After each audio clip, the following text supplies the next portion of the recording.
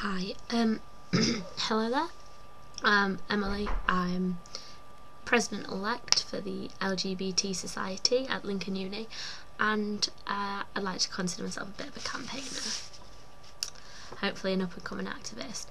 But today I'm making a video as I received a letter from the House of Commons from my local MP, Karl McCartney. Basically, I was filling in the Equal Marriage Coalition campaign information on the internet, and it said, would you like to contact your local MP?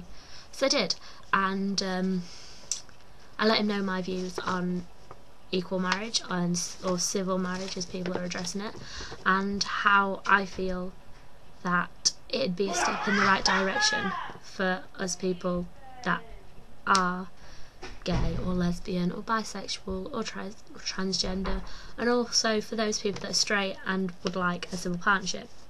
Now, some of Karl McCartney's views have been very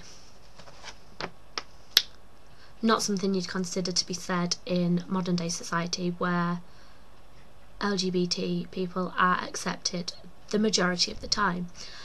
So today, I received this letter, and some of the things he said and some of my opinions is what I'm going to talk about.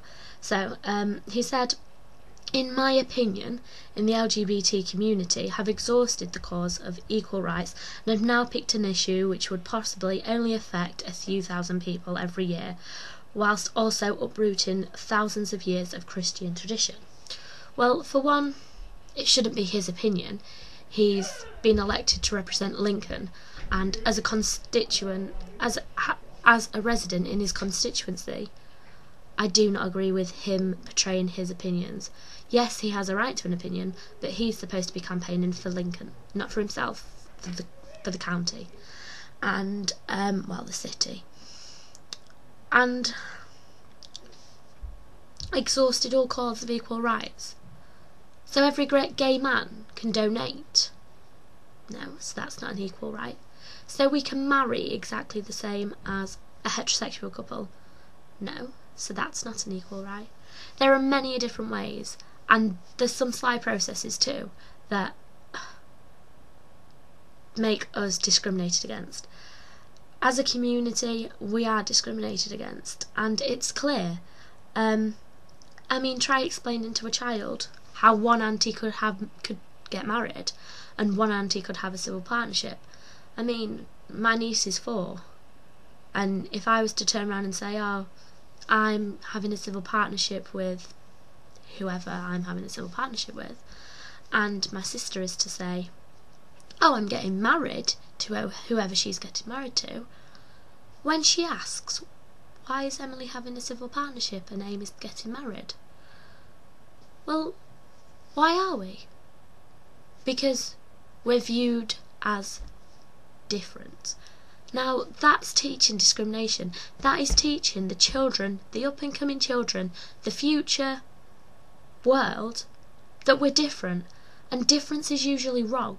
Now, I don't think it's wrong who I am. I don't think it's wrong that anybody falls into our category. I didn't choose this. This is who I am. And I'm proud that I'm LGBT. I'm proud to be a part of this community, and I'm proud to be a part of this movement. He also goes on to say about uprooting Christian tradition. Now, I understand that some religious people do believe you cannot be gay and religious. However, I believe you can.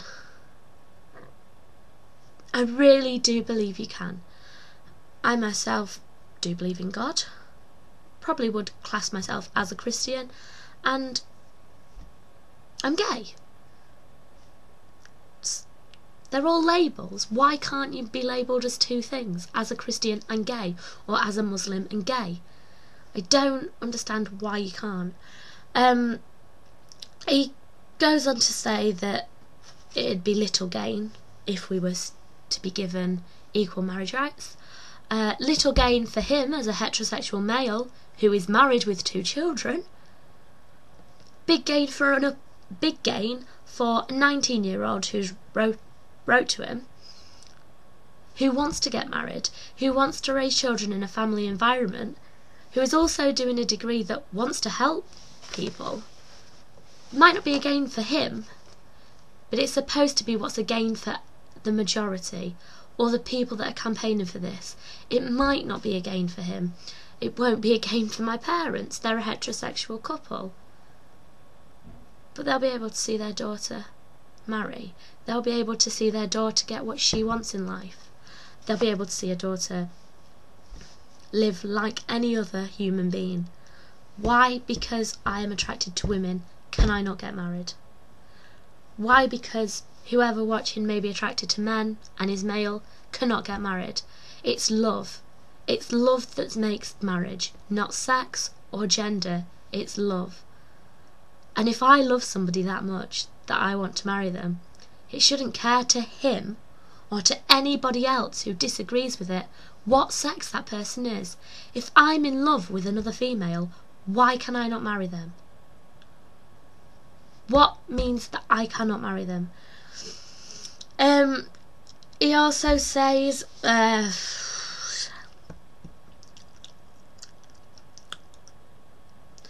the majority of people that are in same-sex marriages are happy with a civil partnership. Fair point. I know people that are in civil partnerships and are happy with that. I know people that are in civil partnerships but would have loved to have got married. Some people think that we're at a point where it's okay. Yeah, we're not too bad. But others, me being one of them, will not stop campaigning for LGBT equality until we are equal. It's going to be a hell of a long journey. And I'm not saying we might not even achieve it in my lifetime. But I will make sure that I teach the up-and-coming generation that we're not equal. And until we are, we should never stop campaigning. Because there's nothing that separates me and my girlfriend between a straight couple. There is nothing at all that separates us, bar we're two women. So, he basically goes on to say as well that if he allows same-sex marriage to pass, he might as well allow polygamy and underage marriage. Well, hang on a minute. What's your average age of marriage? 26, 27? If two 27-year-olds say they love each other and they love another female, what? Why? The fact that he said if he lets equal marriage pass, that underages might as well get married, is ridiculous. I have never heard such trash in my life. Trash, oh my god, that's well American. Anyway, I've never heard such rubbish in my life. And polygamy, if that's acceptable, then what? It is such an argument that it has no 2 feet to stand on. For 19-year-old, well, I don't know, 19's a bit young, but if a 23-year-old straight couple wanted to marry and a 23-year-old gay couple wanted to marry, what's the difference? I don't see no difference. Should there be a difference? And then his last point is about the signatures on the C4M, on the petition against equal marriage. There's 425,000, yeah, signatures on the petition. There's 61 million, I think that's right, 61 million people that live in the UK. And he says that that's the majority of the general public. Well, I'm sorry, but it's not. And I know many people who do agree with who do agree with civil marriage, who do agree with equal rights. There's how many of us out there. We need to step up, and we need to step up our game, and we will get there. I personally will not get married unless I can marry. I will not let this go and I will not step down and abide by what they're saying. I'm gay. That's not going to change. I will always be gay. I will always love women. That isn't going to change. But what is going to change is my rights, because I will marry a woman someday, and I will marry a woman in the hands of God. This is a step, and the more we push, and the more we lobby, and the more we campaign, and the more we petition, we're going to get it. Look where we've come from. Basically, anyway, back to Karl McCartney. It's been set up by, I'm not quite sure who, but somebody at the university has set up a petition to make him take back what he said and apologise for what he said. So underneath this video I'm going to post a link. Hopefully I'll get quite a few people watching it, but I'm going to post a link underneath this video to the petition, and sign it, pass it around, get the word around, because we've got to stand together. This might not be your local MP, but we've got to stand together as county, as city, as town, as country. We have got to stand together and fight this battle, and fight it till the end, and we will win. We will win.